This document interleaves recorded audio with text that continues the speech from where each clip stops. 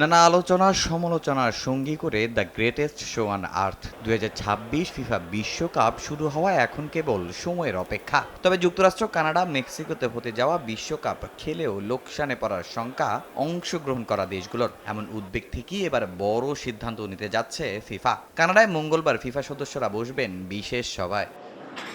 এই বিশ্বকাপে 3 দেশে ভ্রমণ, হোটেল, পরিচালনা ব্যয় এবং করের চাপ সব মিলিয়ে বড় অঙ্কের খরচের মুখে পড়তে হবে দলগুলোকে। ফলে অনেক দেশের আশঙ্কা, ভালো পারফরমেন্স করলেও শেষ পর্যন্ত লোকসানই গুনতে হতে পারে তাদের।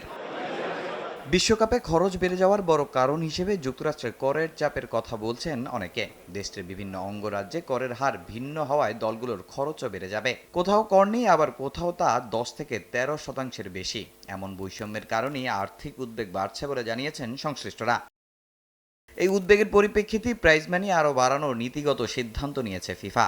গত বছরের ডিসেম্বরে 2026 বিশ্বকাপের জন্য রেকর্ড $227 মিলিয়ন প্রাইজ মানি ঘোষণা করেছিল ফুটবলের সর্বোচ্চ নিয়ন্ত্রক সংস্থা।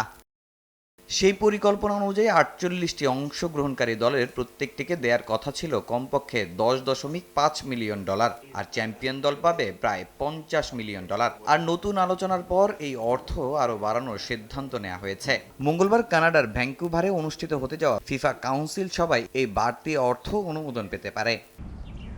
শুধু বিশ্বকাপের প্রাইজ মানি নয়, বিশ্ব ফুটবল উন্নয়নে দেয়া অর্থ বাড়ানো হচ্ছে। আগে যেখানে 4 বছরে $2.7 মিলিয়ন উন্নয়ন তহবিল দেওয়ার পরিকল্পনা ছিল, এখন সেই অঙ্ক আরও বাড়ানো হবে। বিশ্বের 211টি সদস্য দেশের ফুটবল ফেডারেশন এই অর্থ পাবে।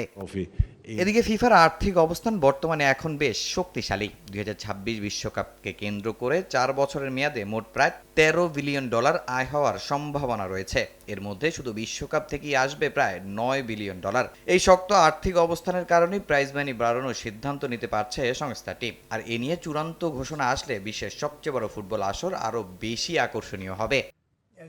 তামিম হোসেন, সময় সংবাদ।